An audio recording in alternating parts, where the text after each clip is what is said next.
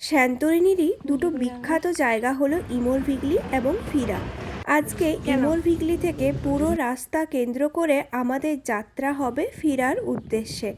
আজকের অভিযানে আপনাদের সাথে শেয়ার করে নেব কিছু সবুজ প্রান্তর, বৈচিত্র্যময় লোকালয় এবং ঝর্ণার সৌন্দর্যতা। হ্যালো এভরিওয়ান, আমি শাইনি। কেমন আছেন আপনারা সবাই? আমি তো বেশ ভালোই আছি। চলুন আজকের নতুন একটি ব্লগে আপনাদের সবাইকে স্বাগত জানিয়ে আজকের ব্লগটা শুরু করলাম। এখন আমরা ফিরাতে চলে এসেছি, আর ফিরাতে আসার পর এই সুন্দর হোটেলটায়, আর এখন তো যাচ্ছি আমরা ইমরভিগলি, যেখানে নাকি খুবই সুন্দর সুন্দর ফটো তোলা যায়। তো দেখা যাক। ফিরাতে এসে নতুন একটি হোটেলে চেক ইন করলাম। চেক ইন করার পরে আবার রেডি হয়ে বেরিয়ে পড়েছি এত দূরে যাত্রা করার জন্যে। এখন বাস স্ট্যান্ডে যাচ্ছি, যেখান থেকে বাস নিয়ে সোজা চলে যাব ইমরভিগলিতে। তারপর প্ল্যান আছে ইমরভিগলি থেকে ফিরা অবধি হেঁটে আসার। ওই রাস্তায় নাকি প্রচুর সুন্দর সুন্দর কিছু দৃশ্য আছে, যেগুলো আমাদেরকে প্রচণ্ড পরিমাণে আকর্ষণ করবেই, আর সেগুলো না দেখে নাকি এখান থেকে ফিরে যাওয়া একেবারেই উচিত হবে না। তাই সেই অনুযায়ী আমরাও আমাদের সিদ্ধান্ত নিলাম যে ঠিক আছে, হাঁটতে যখন হবেই তাহলে এখন বাসে করে চলে যাই, তখন ফিরে আসার সময় হেঁটে আসবো। কথায় কথায় গল্পে গল্পে আমরা পৌঁছেও গেছি আজকের আমাদের ডেস্টিনেশন ইমরভিগলিতে। রাস্তাটা ছিল অসাধারণ সুন্দর। এখানকার বাড়িগুলোরও সেই সেম রং, সাদা। এখানে আসলে পুরো আইল্যান্ডে প্রত্যেকটা আইল্যান্ডেরই বাড়ির কালার সাদা এবং নীল। সাথে তো এখানে সব কিছুর মাঝে কালার অ্যাড করেইছে এখানের আকাশ আর দিগন্ত বিস্তৃত সমুদ্র। এই সরু সরু গলিগুলোর মাঝখান দিয়ে আমরা যাচ্ছি আমাদের আজকের ভিউ পয়েন্টে। এগুলো সবই এখানের হোটেল। যত দিন গেছে মানুষজন এই সব জায়গাগুলোতে হোটেল তৈরি করেছে, আর সেই হোটেলগুলোরই প্রাইস এখানে প্রচণ্ড এক্সপেন্সিভ। প্রত্যেকটি হোটেলে ওয়ান নাইট স্টে করার জন্য আপনাকে প্রায় দিতে হবে 50 থেকে 60,000 টাকা। হোটেলের প্রাইভেট এরিয়া, তাই নো এন্ট্রি লেখা আছে, যেগুলোতে একদমই ভেতরে যাওয়া যাবে না। ওই যে ডোমগুলো দেখতে পাচ্ছি, চলুন আরও বেশ খানিকটা পথ নিচে নামতে হবে মনে হচ্ছে। নামার সময় তো বেশ নেমে যাচ্ছি, ওঠার সময় খুব কষ্ট হবে। এই যে এই জায়গাটা তো এখন এরম ফাঁকা দেখাচ্ছে, তবে আর কিছুদিন পর যখন এটা ফুলে ভরে যাবে, তখন এখান থেকে পৃথিবীর সবচেয়ে বিখ্যাত ফটোটা হয়তো আসতে পারে। তবে এখন তো আর তা হলো না। তাহলে মন খারাপ করে এখান থেকে সামনের দিকে এগিয়ে যাওয়া যাক। তবে দৃশ্যটা ছিল অসাধারণ সুন্দর। নিজের চোখেই বিশ্বাস করতে পারি না মাঝে মধ্যে যে এই সব সত্যি সত্যি আমি আমার চোখ দিয়ে দেখছি। চলুন সামনের দিকে এগিয়ে যাওয়া যাক। বেশ খিদে খিদে পেয়েছে। ঘড়িতে সময় হয়ে গিয়েছে 3টে মতো। দুপুরের লাঞ্চ করার সময়ই হয়নি আজকে। তাই ইমরভিগলিতে আসার পর থেকেই খুঁজছিলাম কিছু একটা খাওয়ার জায়গা, আর হঠাৎ পেয়ে গেলাম এই সুন্দর দৃশ্যযুক্ত একটি হোটেল, যেখানে চোখ মেললেই দেখতে পাবেন দিগন্ত বিস্তৃত নীল সমুদ্র, আর সামনে বহুক্ষণের কাঙ্ক্ষিত কিছু খাবার, যার মধ্যে আমি নিয়েছিলাম শিক কাবাব, ফ্রেঞ্চ ফ্রাই, আর ওদিকে নিয়েছিল পিটা ব্রেড। গ্রিসের খাবারগুলো ছিল অসাধারণ টেস্টি। সাথে এখানকার ভিউগুলো ছিল আরও অনেক বেশি সুন্দর, যেগুলো এই খাবারগুলোকে আরও বেশি টেস্টি করে দিয়েছিল। যা খাওয়া দাওয়া কমপ্লিট হয়ে গিয়েছে, এখন বাইরে বেরিয়েও পড়েছি। গ্রিসের এই অত্যাশ্চর্য ক্যালডেরার দৃশ্য, প্রতীকী সাদা ধোঁয়ার মতো বাড়ি, আর স্বর্গীয় সূর্যাস্তই হলো যা এই গ্রিসকে আরও অনেক বেশি আকর্ষণীয় করে তুলেছে। শুধুমাত্র ইউরোপ কেন, গোটা পৃথিবীর মানুষের কাছে গ্রিস হলো একটা ড্রিম ডেস্টিনেশন। বেশিরভাগ সময় মানুষজন হানিমুন ডেস্টিনেশন হিসেবে গ্রিসকে চুজ করে থাকেন। মানুষ তার জীবনের সবচেয়ে সুন্দর মুহূর্তটা কাটাতে চান এই নগরীতে এসে। এর থেকে ভালো কিছু আর কী বা হতে পারে। এই সিঁড়িটা হলো এখানকার সবচেয়ে বিখ্যাত সিঁড়ি। আমি যখন ভিডিও দেখে এসেছিলাম লোকের, তখন ওনারা তো বলেইছিলেন যে এই সিঁড়ি থেকে ফটো তোলা নাকি একদম মাস্ট। তবে এই জায়গাটা অন্য রকমই সুন্দর লাগছে। কেন জানি না মনে হচ্ছে শুধুমাত্র মেঘ আছে, জলরাশির লেশ মাত্র নেই। কিন্তু এখানে আছে একটা দিগন্ত বিস্তৃত সমুদ্র। মাঝখানে ওই ছোট্ট একটি জাহাজ। দূর থেকে এরম মনে হলেও এই জাহাজগুলো কিন্তু বেশ বড় বড় হয়। ইমোর ভিগলি তার শান্ত পরিবেশ এবং এজিয়ান সাগরের প্যানোরামিক দৃশ্যের জন্য বেশ বিখ্যাত, যা হেঁটে ফেরার পথটিকে আরও সুন্দর করে তুলছে। ইমোর ভিগলি স্যান্টোরিনি ক্যালডেরার একদম উচ্চতম গ্রামগুলির মধ্যে একটি, যা ব্যালকনি অফ স্যান্টোরিনি নামেও পরিচিত।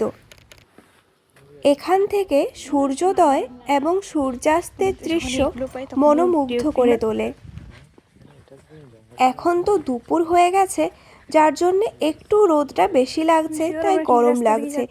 যদি সকালের মিষ্টি রোদে হাঁটা শুরু করতাম তাহলে হয়তো এখানকার পরিবেশটা আরও অনেক বেশি সতেজ এবং তরতাজা মনে হতো।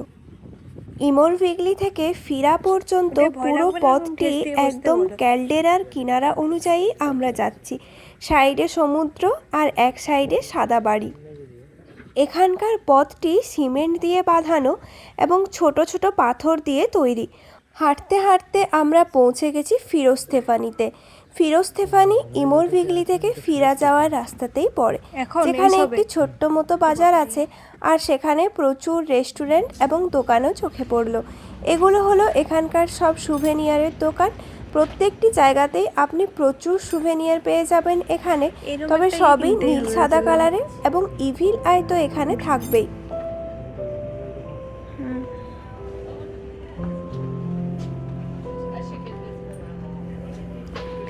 এই পুরো রাস্তাটা কিন্তু ফটোগ্রাফির জন্যে সত্যিই স্বর্গ।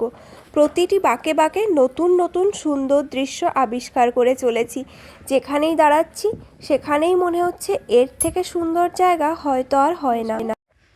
স্যান্টোরিনির বিখ্যাত নীল গম্বুজযুক্ত চার্চগুলো যেন এখানে প্রত্যেকটি জায়গায় সাদা বাড়ির সাথে বৈপরীত্য তৈরি করছে, যার জন্যে জায়গাটি আরও অনেক বেশি আকর্ষণীয়।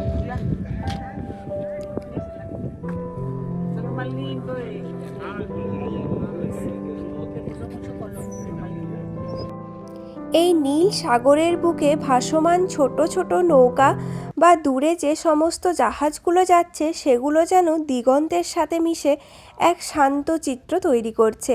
আর এই রাস্তা বরাবর হেঁটে যেতে যেতে যেন মনে হচ্ছে সত্যিই কি এটা কোনো স্বর্গ, নাকি আমি আছি কোনো এক মর্তেরই দেশে।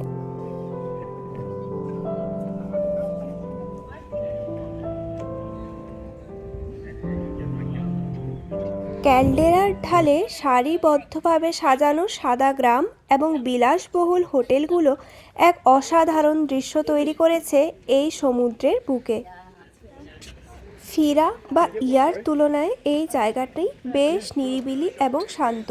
এখানে ট্যুরিস্টদের ভিড় অনেকটাই কম, তবে হাঁটার পথে 2-4 জন লোক তো থাকবেই। সমুদ্রের দিক থেকে আসা মৃদুমন্দ বাতাস যেন মনকে সত্যিই সতেজ করে তুলছে। একদিকে পাখির কিচিরমিচির আর অন্যদিকে সমুদ্রের ঢেউয়ের শব্দ। কি অসাধারণ সুন্দর মাধুর্যময় এই প্রাকৃতিক পরিবেশে নিজেকে হারিয়ে যেতে দেখেও বেশ ভালো লাগছে। হাঁটতে হাঁটতে বেশ ক্লান্তও হয়ে পড়ছি মাঝে মধ্যে, তাই বসার জায়গা পেলে একটু বসে রেস্টও করে নিলাম। ইমোর ভিগলি থেকে ফিরা পর্যন্ত প্রায় পায়ে হেঁটে যদি যেতে চান তাহলে তার দূরত্ব হবে 2 থেকে 3 কিলোমিটার। আমরা যেহেতু চারদিক ঘুরে দেখে ফটো তুলতে তুলতে হাঁটছিলাম, যার জন্যে বেশ অনেকটাই সময় লেগেছে আমাদের, প্রায় 1 থেকে 1.5 ঘন্টা মতো বিভিন্ন জায়গায় দাঁড়িয়ে ঘুরে খেয়ে আমরা এসছিলাম।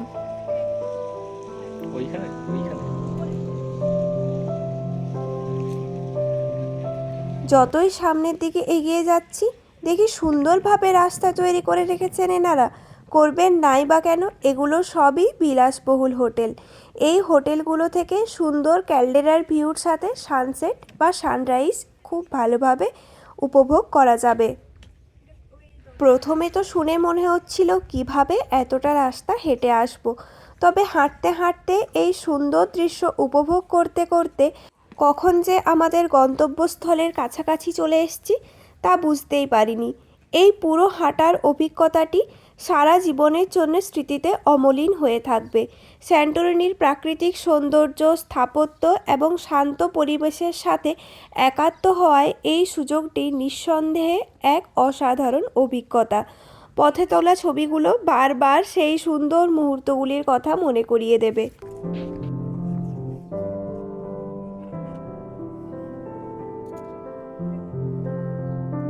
এখানে মাঝে মধ্যেই কিন্তু এরম হয়, পুরো জায়গাটা একদম মেঘ দিয়ে ঢাকা হয়ে যায়। নিচে যে সমুদ্র আছে সেটা দেখাই যায় না, আবার কখনো কখনো সাদা বাড়িগুলোও পুরো একদম মেঘ দ্বারা আবৃত হয়ে যায়। তবে মেঘ সরেও যায়। এখানকার জায়গাটা যেহেতু নিচ থেকে অনেকটাই উঁচুতে, তাই মেঘ নিচ থেকে উপরে উঠে আসছে। এই সুন্দর পথ অতিক্রম করার সময়ই সাক্ষী হলাম আরও একটি সুন্দর দৃশ্যের।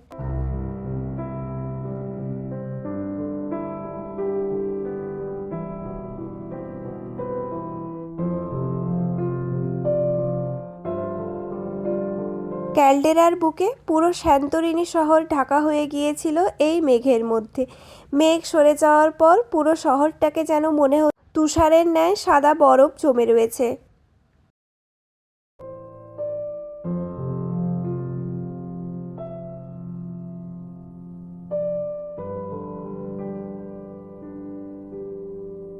চলুন, ফিরাও প্রায় পৌঁছে গেছি, আর এইদিকে সুন্দর সানসেট হওয়ারও সময় হয়ে গিয়েছে। এখান থেকে এই সানসেটের দৃশ্যটি দেখতে যেন কি অপরূপ সুন্দর লাগছে। তবে এখন আমরা বাড়ি ফিরে যাচ্ছি, আর 1 ঘন্টা মতো সময় আছে, তারপরে সানসেট হবে। সানসেট দেখব ফিরার বিখ্যাত সানসেট ভিউ পয়েন্ট থেকে, তাই সেই উদ্দেশ্যেই যাচ্ছি। আর রাস্তাটা অসাধারণ সুন্দর, চারদিকে প্রচুর অলিভের গাছ আছে। গ্রীষ্মে প্রচুর পরিমাণে অলিভ উৎপাদন হয়, যেটি প্রত্যেক বছর ওনারা বিদেশে বা বিভিন্ন জায়গায় এক্সপোর্টও করে থাকেন। এই জায়গা থেকে এই সুন্দর দৃশ্যটি দেখতে দেখতেই আজকে তাহলে আমার ব্লগ শেষ করলাম। যদি আমার ভিডিও আপনাদের ভালো লাগে তাহলে প্লিজ লাইক, কমেন্ট, শেয়ার করবেন। দেখা হবে পরের নতুন একটি ভিডিওতে। Thanks for watching my video. Thank you so much.